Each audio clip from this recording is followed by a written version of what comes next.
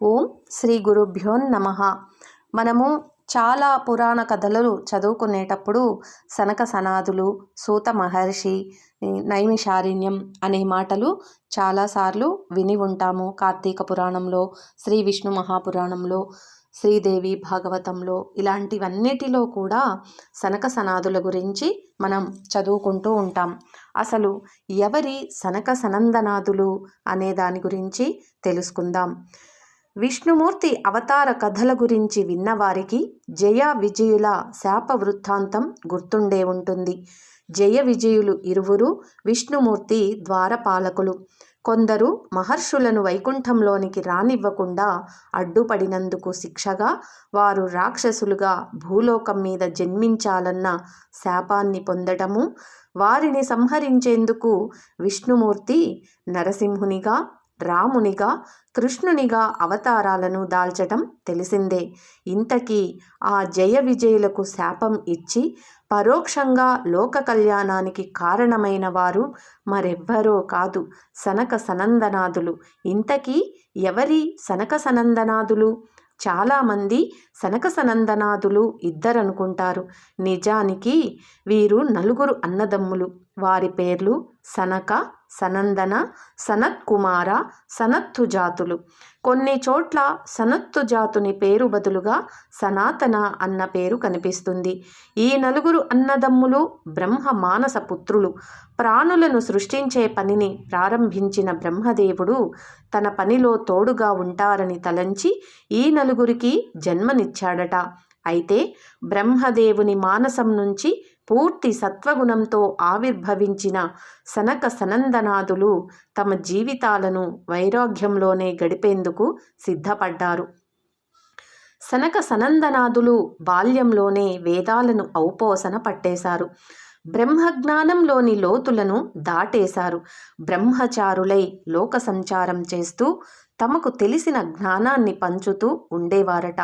నిష్కల్మషమైన మనస్సు కలిగిన వారు కావటం చేత వీరి శరీరాలు ఎప్పుడూ బాల్యావస్థని దాటి ఎరుగవు. కానీ వృద్ధులైన వారికి సైతం ఆధ్యాత్మిక రహస్యాలను అందించగల జ్ఞాన వృద్ధులు.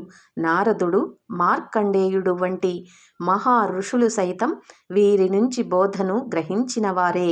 అజ్ఞానానికి అహంకారమే మూలం అంటూ పృథు చక్రవర్తికి బోధించిన, ఆత్మ ఒక్కటే సత్యం అంటూ ధృతరాష్ట్రుని మనసును తేటపరిచిన అది సనక సనందనాదులకే చెల్లింది. భాగవత పురాణం ప్రకారం వీరు భగవంతుని లీలావతారాలలో భాగం. ఇక రామాయణంలోని ఉత్తరకాండలో సనక సనందనాదులు రాముణ్ణి కలుసుకునే సన్నివేశం కనిపిస్తుంది. మహాభారతంలో అయితే జ్ఞాన బోధకులుగా వీరు పలుమార్లు కనిపిస్తారు. ఇలా సనక సనందనాదులు గురించి పురాణాలలో ఏవో ఒక ప్రస్తావనలు కనిపిస్తూనే ఉంటాయి. అటు విష్ణు సంబంధమైన సాహిత్యంలోనూ, ఇటు శైవ సాహిత్యంలోనూ వీరి గురించి ఏవో ఒక గాథలు వినిపిస్తూనే ఉంటాయి. శివుడు దక్షిణామూర్తిగా అవతరించినప్పుడు ఆయన జ్ఞానాన్ని పరీక్షించదలచిన సనక సనందనాదులు అనేక క్లిష్టమైన ప్రశ్నలను వేశారట. కానీ పరమేశ్వరుడు వాటన్నింటికీ ఆలవోకగా జవాబులివ్వటంతో సనక సనందాదులు వినమ్రతగా తమ ఓటమిని అంగీకరించారట. మన దేశంలోని పుణ్యక్షేత్రాలకు సంబంధించిన స్థల పురాణాలలో కూడా సనక సనందనాదులతో ముడిపడిన కథలు కనిపిస్తాయి. ఉదాహరణకు మానస సరోవరం గురించిన కథనే తీసుకోండి. సనక సనందనాదులు పరమేశ్వరునికి పూజలు నిర్వహించుకునేందుకు వీలుగా వారి తండ్రి బ్రహ్మదేవుడు మానస సరోవరాన్ని సృష్టించాడని ఓ గాథ ప్రచారంలో ఉంది. హిమాలయాల దాకా ఎందుకు? సనక సనందనాదులు కొన్నాళ్లు తిరుమలలో తపస్సు చేసుకున్నారని చెబుతూ వారు తపస్సు ఆచరించిన చోటుని సనక సనంద తీర్థంగా పేర్కొంటున్నారు. ఇలా సనక సనందనాదుల ప్రస్తావనలు హైందవ ధర్మంలో అడుగడుగునా కనిపిస్తాయి. అన్నదమ్ముల అనుబంధానికి, భక్తితో కూడిన జ్ఞానానికి, వైరాగ్య భావనలకి, నిష్కల్మష జీవితానికి ప్రతీకగా నిలుస్తారు ఈ సనక సనందనాదులు. ఓం శ్రీ గురుభ్యో నమః. తెలుసుకున్నాం కదండి ఈ సనక సనందనాథులు ఎవరు ఏంటి అనేది. నేనే చాలాసార్లు ఈ పురాణాలు చదువుకుంటున్నప్పుడు అనుకునేదాన్ని, ఎవరి సనక సనందనాథులు? సూత మహర్షి అని. సూత మహర్షి గురించి అయితే ఈ శ్రీ విష్ణు మహాపురాణం చదువుతున్నప్పుడు అర్థమైంది.